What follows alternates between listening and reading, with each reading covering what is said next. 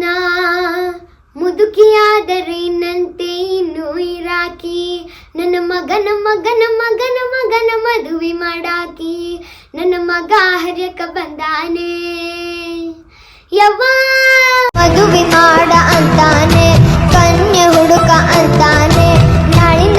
ಅದು ನಾನು ಆಡಿಷನ್ಸ್ ಅಲ್ಲಿ ಇದ್ದಾಗ ಕೈಕೆ ಪಾನ್ ಬನಾರಸ್ ವಾಲಾ ಅಂತ ಒಂದು ಸಾಂಗ್ ನ ಹಾಡಿದ್ದೆ. ಓ ಕೈಕೆ ಪಾನ್ ಬನಾರಸ್ ವಾಲಾ ಖುಲ್ ಜಾಯ್ ಬಂದ.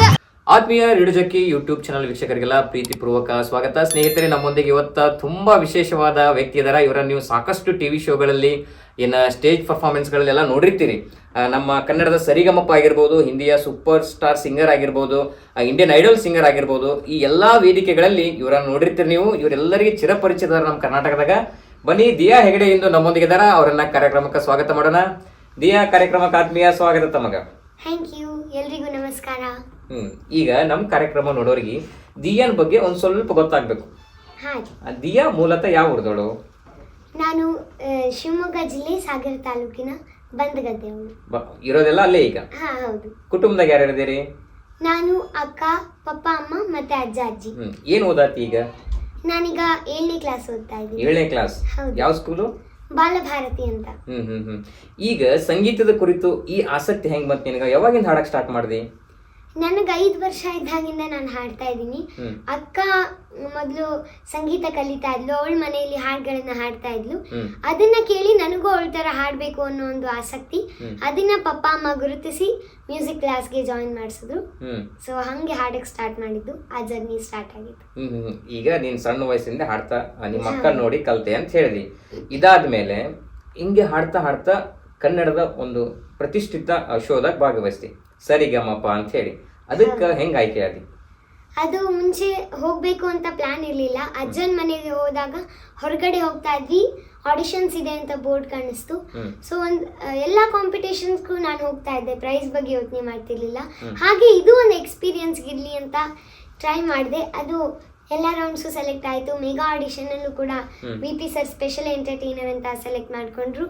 ಸೊ ತುಂಬಾ ಖುಷಿ ಆಯ್ತು, ಯಾಕಂದ್ರೆ ಸಿಂಗಿಂಗ್ ಟ್ಯಾಲೆಂಟ್ ಜೊತೆಗೆ ಬೇರೆ ಆಕ್ಟಿವಿಟೀಸ್ ಕೂಡ ತೋರಿಸುವಂತಹ ಒಂದು ಅವಕಾಶ ಸಿಕ್ತು. ಈಗ ಅಲ್ಲಿ ಸೆಲೆಕ್ಟ್ ಆದ ಅಂತ ಹೇಳಿದ್ ಸರಿಗಮಪಗ. ಈಗ ಅಲ್ಲಿ ಆಡಿಷನ್ ಇದ್ರಾಗ ಒಂದ್ ಸಾಂಗ್ ಹಾಡ್ದಿ ಅಂತ ಹೇಳ್ದಿ. ಯಾವ ಸಾಂಗ್ ಅನ್ನ ಹಾಡ್ದಲ್ಲಿ? ಅಲ್ಲಿ ಆಡಿಷನ್ಸ್ ಅಲ್ಲಿ ನನ್ನ ಮುದ್ದು ತಾರೆ ಅಂತ ಮೊದಲನೇದಾಗಿ ಹಾಡಿದ ಸಾಂಗ್ ಅದು. ಜನ ಯಾವುದರಿಂದ ಆ ಸರಿಗಮಪ ವೇದಿಕೆ ನೀನು ಗುರುತಿಸ್ತಾರ? ನಾ ಮುದುಕಿ ಆದಿರೇನಂತೆ ಅಂತ ಒಂದು ಹಾಡನ್ನ ನಾನೇ ಲಿರಿಕ್ಸ್ ಬರೆದು ಹಾಡಿದ್ದೆ. ಆ ಹಾಡಿನಿಂದ ತುಂಬಾ ಜನ ಗುರುತಿಸ್ತಾರೆ. ನಮ್ಮ ವೀಕ್ಷಕರಿಗೋಸ್ಕರ ಒಂದೆರಡು ಲೈನ್ ಹಾಡ್ಬೋದಾ? ಅದನ್ನ ಹಾಡ್ಬೋದು. ನಾ ಮುದುಕಿಯಾದರೇನಂತೆ ಇನ್ನು ಇರಾಕಿ ನನ್ನ ಮಗನ ಮಗನ ಮಗನ ಮಗನ ಮದುವೆ ಮಾಡಾಕಿ ನನ್ನ ಮಗ ಹರ್ಯಕ ಬಂದಾನೆ ಯವ್ವ ನನ್ನ ಮಗ ಹರ್ಯಕ ಬಂದಾನೆ ಮದುವೆ ಮಾಡ ಅಂತಾನೆ ಕನ್ಯೆ ಹುಡುಕ ಅಂತಾನೆ ನಾಳಿಂದ ನಾಳಿಂದ ನಾಳಿಂದ ನಾಳಿಂದ ಕನ್ಯೆ ಹುಡುಕಾಕಿ. ಇದು ನೀನೇ ಬರೆದಿದ್ದ? ಹೌದು. ಏನು ಅಲ್ಲಿ ಮೊದ್ಲೇ ಈ ತರ ನೀ ಇದು ಸ್ಟೇಜ್ ಪರ್ಫಾರ್ಮೆನ್ಸ್ ಕೊಡ್ಬೇಕಂತಿತ್ತು, ಸುಮ್ನೆ ಹಂಗೆ ಬರ್ಕೊಂಡು ಹೋಗಿದ್ದ? ಹಂಗೆ ಬರ್ಕೊಂಡು ಹೋಗಿದ್ದೆ, ಅಲ್ಲಿ ಹೇಳಿದೆ. ಅದು ಈಗ ಎಲ್ರು ಆ ಸಾಂಗ್ ನ ತುಂಬಾ ಇಷ್ಟಪಟ್ಟಿದ್ದಾರೆ. ಆ ಸಾಂಗ್ ಇಂದಾನೇ ಈಗ ನನ್ನನ್ನ ಗುರುತಿಸ್ತಾರೆ. ಈಗ ಅಲ್ಲಿ ಸುಮಾರು ದಿನಗಳ ಕಾಲ ಸರಿಗಮಪ ವೇದಿಕೆ ಮೇಲೆ ಇದ್ದಿ, ಸಾಕಷ್ಟು ಹಾಡ್ದಿ. ಫೈನಲ್ ಆಗಿ ಅಲ್ಲಿ ಎಲ್ಲಿವರೆಗೂ ಏನ್ ಗೋಲ್ ರೀಚ್ ಅದ ನೀನು? ಅಲ್ಲಿ ಗ್ರ್ಯಾಂಡ್ ಫಿನಾಲೆವರೆಗೂ ಇದೆ. ಗ್ರ್ಯಾಂಡ್ ಫಿನಾಲೆಯಲ್ಲಿ ಬೆಸ್ಟ್ ಎಂಟರ್ಟೈನರ್ ಟ್ರೋಫಿಯನ್ನು ಕೂಡ ತಗೊಂಡೆ. ತುಂಬಾ ಖುಷಿ ಆಯ್ತು. ಅದನ್ನು ಮುಗಿಸ್ಕೊಂಡು ಬಂದ್ಮೇಲೆ ನಿಮ್ ಊರಿಗೆ ಬಂದಿ, ಜನ ಹೆಂಗ್ ರೆಕಗ್ನೈಸ್ ಮಾಡಿದ್ರು, ಹೆಂಗ್ ಗುರುತಿಸಿದ್ರು? ಜನ ಇಲ್ಲ ಅಂದ್ರೆ ಅವ್ರ ಜೊತೆಗಿದ್ದ ನಾನೊಬ್ಳು. ನಾನು ಅಲ್ಲಿ ಹೋಗಿ ಬಂದಿದ್ದಕ್ಕೆ ಎಲ್ಲರೂ ತುಂಬಾನೇ ಸಂತೋಷ ಪಟ್ರು, ಪ್ರೀತಿ ಅಭಿಮಾನವನ್ನ ಕೊಟ್ರು, ಮತ್ತೆ ಹೀಗೆ ಚೆನ್ನಾಗಿ ಬಾಳುವಂತ ಆಶೀರ್ವಾದ ಮಾಡಿದ್ರು. ತುಂಬಾ ಖುಷಿ ಆಗುತ್ತೆ.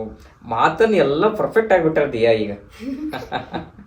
ಈಗ ಇದಾದ್ಮೇಲೆ ಈಗ ಕನ್ನಡ ಶೋಗಳು ಒಂದ್ ಭಾಗ ಆಯ್ತು, ಇದಾದ್ಮೇಲೆ ಹಿಂದಿ ಶೋಗಳಲ್ಲಿ ಭಾಗವಹಿಸ್ತಾರೆ. ಅದಕ್ಕೆ ಹೆಂಗ್ ಅವಕಾಶ ಬಂತು?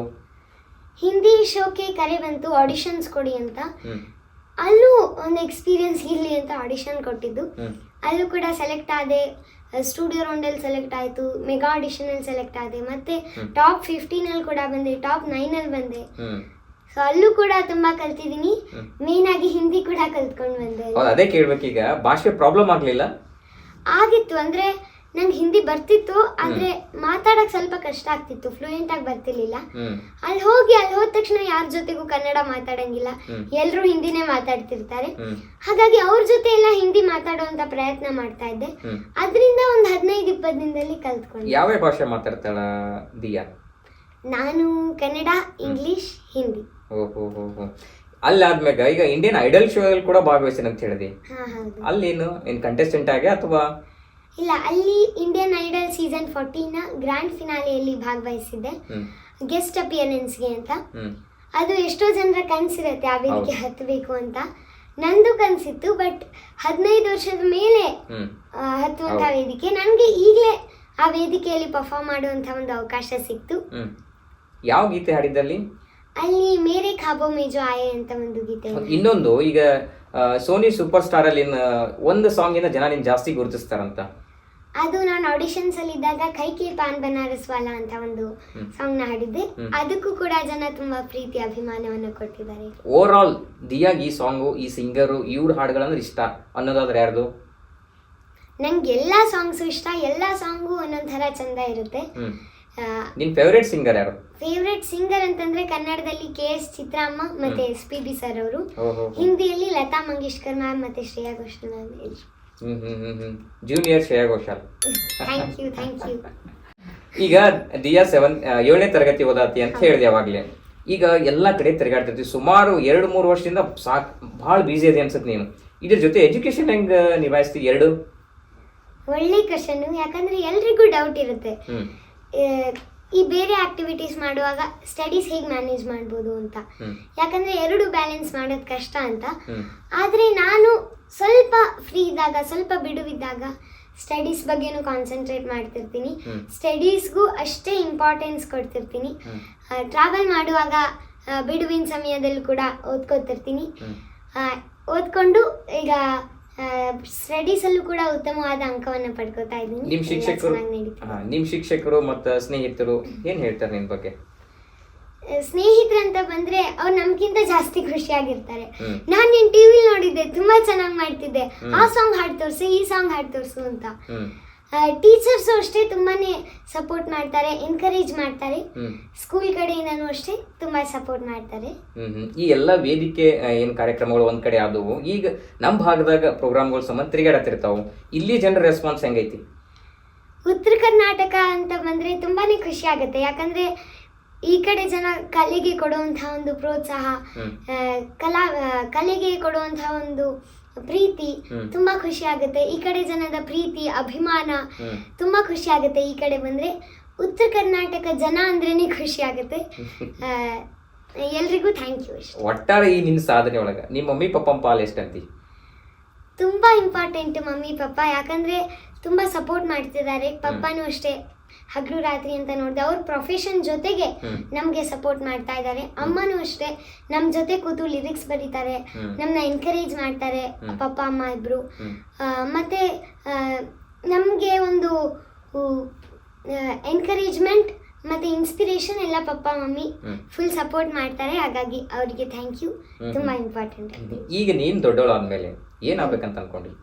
ನಾನ್ ದೊಡ್ಡವಳಾದ್ಮೇಲೆ ಆಲ್ರೌಂಡರ್. ಏನ್ ಆಲ್ರೌಂಡರ್ ಅಂದ್ರೆ? ಆಲ್ರೌಂಡರ್ ಅಂದ್ರೆ ಪ್ರೊಫೆಷನಲಿ ಲಾಯರ್ ಅಥವಾ ಜಡ್ಜ್ ಆಗಬೇಕು, ಜಡ್ಜ್.